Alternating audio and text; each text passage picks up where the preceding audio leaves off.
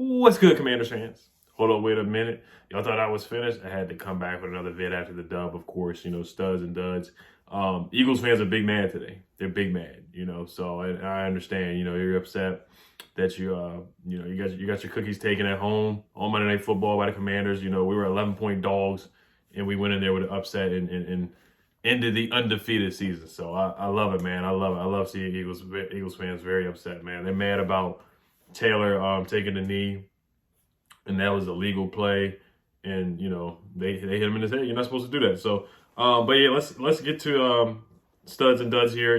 Taylor Heineke had the chains on, had the Bush light on the plane. My man's Chase Young is back as well. That is news there too. So this was from, I want to say it was Ian Rapp. It might have been, I think it was Schefter who reported it, that Chase Young is expected to play this week. I'm going to pull it up here, and then I'll get to studs and duds here from Adam Schefter. So, put up the tweet here. I think he is expected to play this week against the Texans.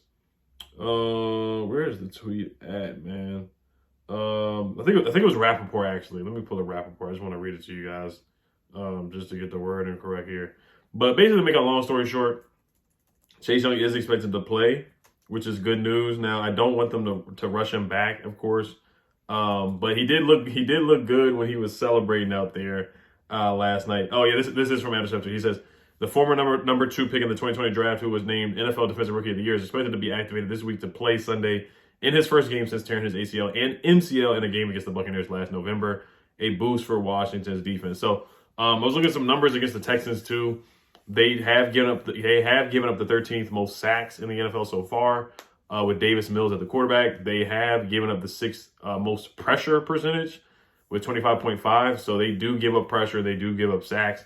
And Davis Mills has been hit 35 times this season, which is the 8th most in the NFL. So this is a good game for Chase Young to get his feet wet and get back into it. I don't know if they're going to have him on a snap count or not, but we'll see. So that's good news here. Like I said, I watched that video a couple weeks ago, I think it was 2 weeks ago, where he didn't look good. Or he didn't look explosive coming back, but hey, we'll trust the team doctors and see how he does. Now, look, I'm not expecting a big season from him for the last couple games of the year. We got 7 games left, but can he come in and make an impact? Can he play within the guys, within the defense, and play together? I think Jeff Zagoni has done a heck of a job. John Allen, Daron Payne, Montez Sweat looked good yesterday. Other guys have stepped up. Casey Toohill hitting the gritty and getting that the fumble return for a touchdown. J. Smith Williams. Other guys have stepped up. So, and they played together. The stunting against the Vikings. The D line looked really good. When Warren Sapp said bowling balls and butcher knives, the guys are playing together right now. Unlike last year, where guys are running past the quarterback, I have not seen that much at all this year. So I'm really loving the D line, the way they're playing. So I just want Chase Young to come in and play within the system, whatever Jack Del Rio is teaching and coaching them, maturity. I know Ron Rivera brought that up a lot last year. So I want to see Chase Young play within what the coaches want him to do, because whatever is going on right now, it's working. I think Chase Young can only add and make the D-line better. So we'll see. Ron Rivera, the speech yesterday, that was just, he couldn't even get a lot of words out because his mom passed. So condolences to Ron Rivera, and that was a huge win for him. I think this probably is the best win that he coaching here as a Commander. You can argue about the Steelers game. You can argue about the Tom Brady win last year. So, I mean, I think this probably was the biggest win. Monday Night Football, Ron has done a really good job on primetime games. We beat the Seahawks on Monday Night Football. We beat the Steelers on Monday afternoon or Monday evening football.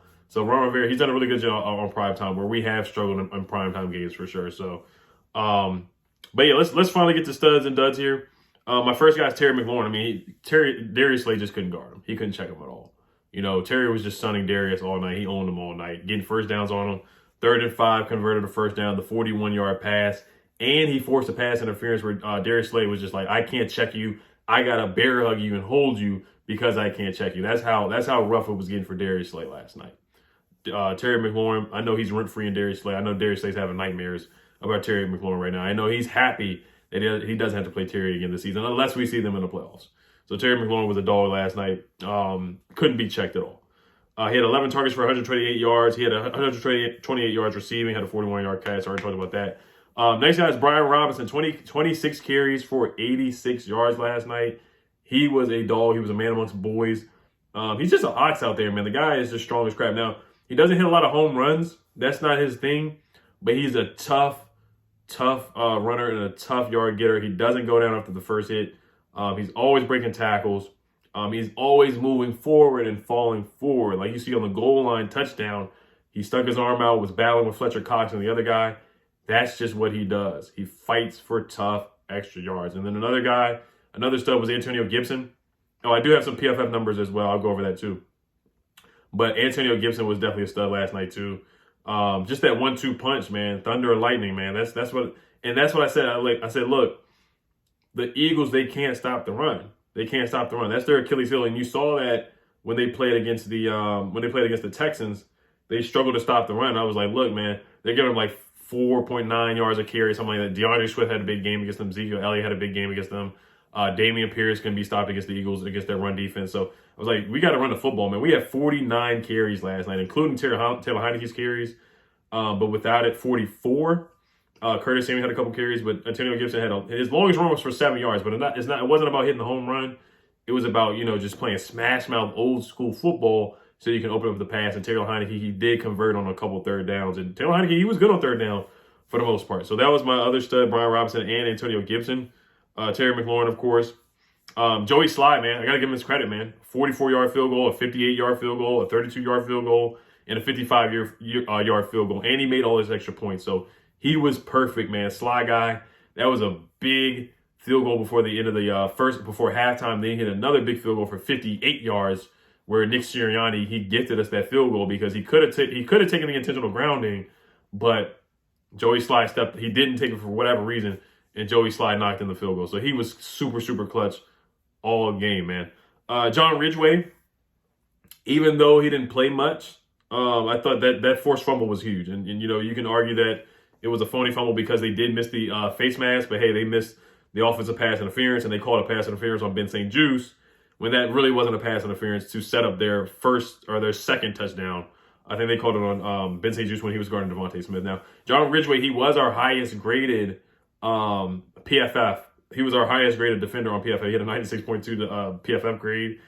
Derek Forrest, he's another stud. That interception, taking the ball away from A.J. Brown where he dropped it, and also picking up the fumble. He just has a knack for being around the football. The Colts game, he forced a fumble.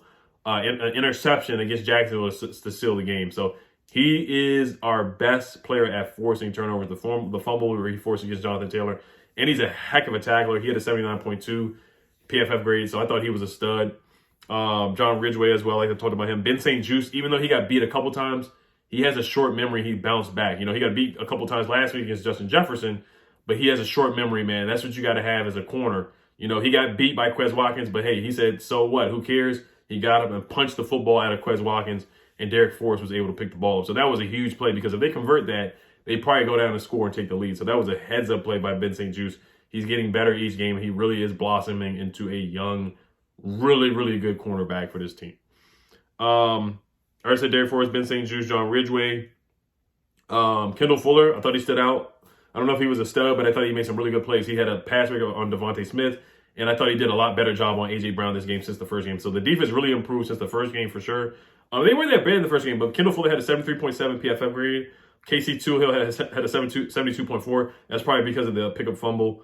He just probably played well in general. Cam Curl had a 71.3 PFF grade and a 67.7 run defense grade as well. Jamin Davis had a 62.8 PFF grade. I thought he was flying around out there as well.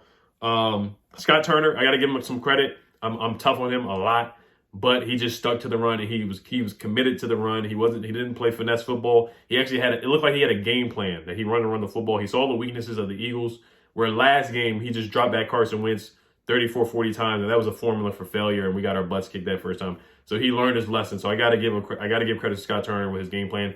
The 4th and 1, I'm not the biggest fan of reverse plays and jet sweeps all the time, but that 4th and 1 play that worked for Curtis Samuel, I thought that was a good play call. And he was aggressive before the end of the first half. I got to give Ron Rivera credit as well for using that one timeout to set up a field goal before halftime. And Scott Turner was aggressive going into halftime, where we've seen in the past where they've been very conservative and they've held onto their timeouts for whatever reason, and we leave points on the board before halftime. Or we just throw a silly interception, kind of like a punt, against the Cowboys that we did at one time. Let's move on to the duds here. Not many duds. I just think Cornelius Lucas, he gave up a sack when we were in the red zone where we were on their 5-yard line. Antonio Gibson was wide open, but it was kind of Olay. And Lano did the same thing, but Lano played better. Lucas, he finished, let me see what his PFF grade was. Cornelius Lucas, he finished with a 53.2 PFF grade. Logan Thomas had a 56.5. Logan Thomas just has not been a factor. Lano finished with a 60.3, which is okay. It's about solid. Armani Rogers had a 45.8. Tyler Larson, 45.6, probably because of that awful snap as well. And Andrew Norwell was a 36.5, so that's pretty darn bad. But yeah, the duds for me was really Lucas, and that's about it. Other than that, I didn't really see anybody play. And Heineke with the bad interception, but honestly, Heineke, he's in the middle of a stud and a dud too. Heineke had a really high PFF grade as well, 73.5. He had one turnover play, which was the interception. He did let a couple passes get away from him, but he converted some big third downs. The third down pass to Terry McLaurin, a couple first downs to Terry McLaurin as well. The beautiful pass, the 41-yard pass. He dropped it right into the bucket for Terry McLaurin. And then he had a nice pass before halftime to De'Ami Brown to set up the field goal as well. So, and he extended plays with his legs. And he had a heads-up play where Tyler Larson had an awful snap, and he picked it up and just threw the ball out of bounds as well. And he baited them in to hitting him to the roughing the passer or personal foul penalty at the end of the game. So I got to give Taylor his props, man. He galvanizes the team, man. And I know Carson Wentz, he's going to be eligible to come off injured reserve, but you got to stick with Taylor, man. The guys love Taylor. You see how they rally around him, putting the chains around his neck on the plane, kind of like the Kirk Cousins thing, the bit from last week. The guys just love Taylor Heineke, man. I don't know what it is, but it's Nick Foles kind of vibes here, where Carson Wentz got hurt. Nick Foles came in and won the Super Bowl. I'm not gonna say we're gonna win a Super Bowl, but I do see us making the playoffs. Talking about playoffs, he just has Nick Foles vibes, where the guys just rally around Heineke. They can relate to the guy. Not saying they can't relate to Wentz, but it's just, the energy is just different, and we need somebody that can extend plays and be mobile behind this offensive line for sure. We cannot have a guy who's a statue behind this offensive line. So the guys just love Taylor Heineke. And of course, he got the Jordan 4s in the Eagle colors. Yeah, that's about it for the duds. Gibson had a 73.1 PFF grade. Robinson had a 69.2. De'Ami Brown, 64.2. Terry McLaurin had the best PFF grade on the offensive side of the ball with 82.3. Cosme had a 73.8, which is pretty good. And Curtis Samuel had a 76.1 PFF grade overall as well. So Trey Turner had a 61.9. He's playing better. You couldn't get much worse, but he's playing better.